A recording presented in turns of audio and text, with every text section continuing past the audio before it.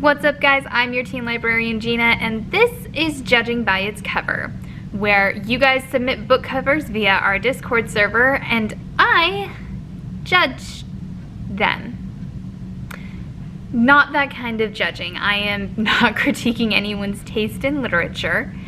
Instead, I'm going to have 30 seconds per book to try and guess what it's about based solely on its cover.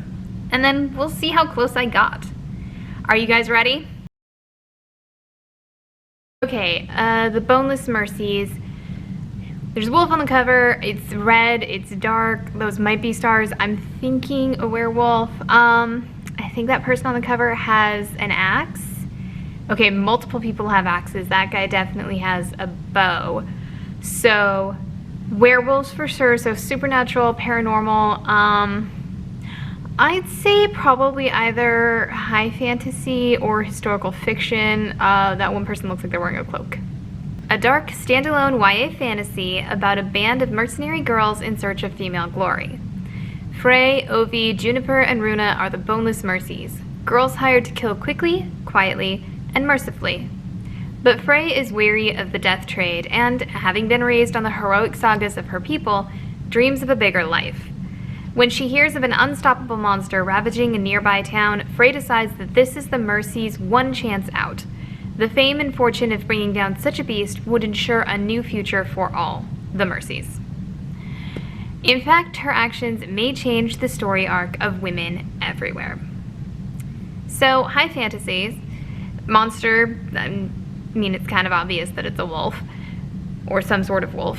I did not pick up on female empowerment from it, but I am here for it. This looks like a good one. The ones we're meant to find. The two girls on the cover, they look fairly similar, so I would say sisters. Yeah, the embrace seems more comforting, so yeah, definitely sisters. That looks like waves. I thought it was a coat at first. It's not. It's waves, so I'm guessing lost somewhere. I don't know. Comforting, though. Definitely comforting. C has been trapped on an abandoned island for 3 years without any recollection of how she arrived or memories from her life prior. All she knows is that somewhere out there beyond the horizon, she has a sister named Kay, and it's up to C to cross the ocean and find her. In a world apart, 16-year-old STEM prodigy Casey Mizuhara lives in an eco-city built for people who protected the planet and now need protecting from it. With natural disasters on the rise due to climate change, eco-cities provide clean air, water, and shelter. Their residents, in exchange, must spend at least a third of their time in stasis pods, conducting business virtually whenever possible to reduce their environmental footprint.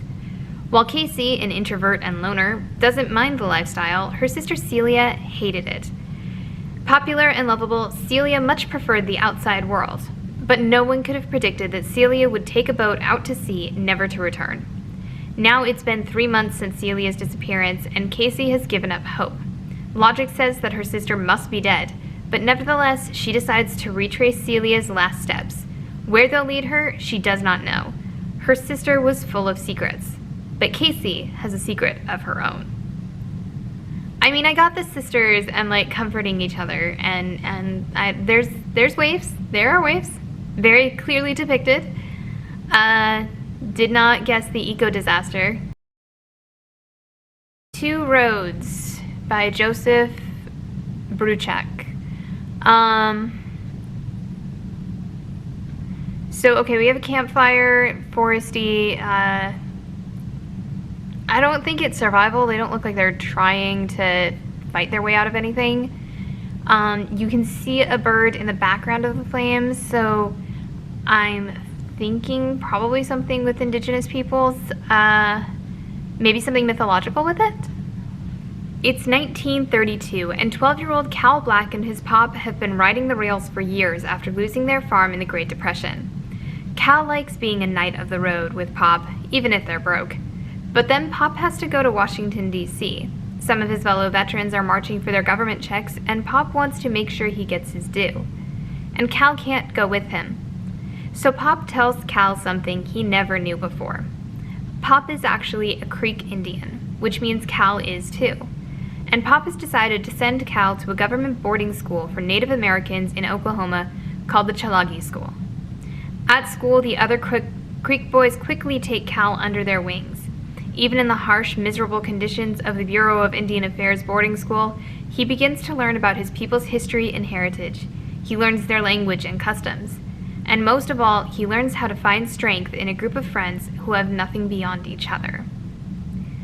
So, historical fiction in a time period with a background that I think it's awesome. I'm like suddenly very interested in this book because I love learning stuff like that, and I love learning through fiction.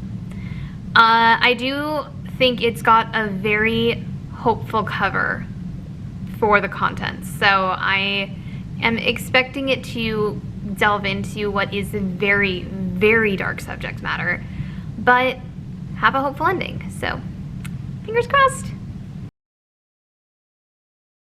When You Look Like Us, Pamela H. Harris. Urban, for sure. I mean, you can see a lot of the brickwork in the background. Oh, and the city in the middle. I see the city now. So, definitely an urban. I'm gonna say a realistic fiction.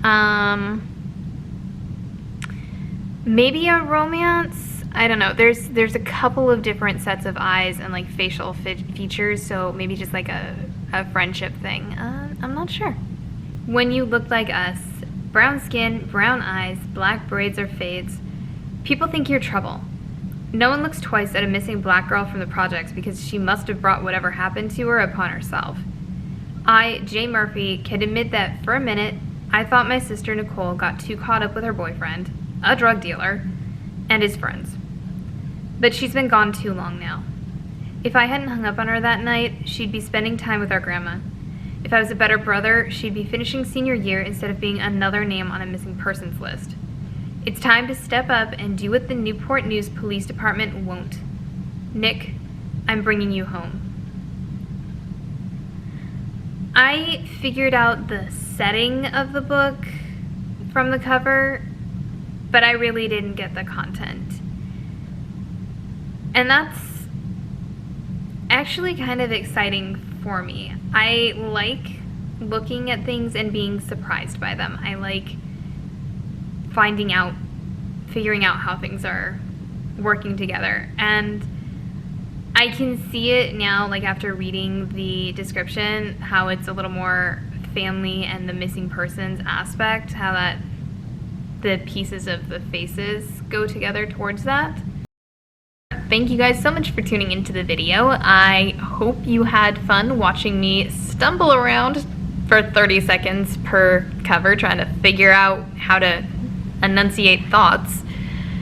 I think we learned that you can't always judge a book by its cover, or at least that I can't, and that 30 seconds is not a whole lot of time to pass those judgments. If you want to submit book covers, feel free to join our Discord server. It's open for conversation 24/7. We also have live programs and events periodically. And yeah, I think that covers it for this video. I'll see you guys next time. Thanks for tuning in, and see you on Discord.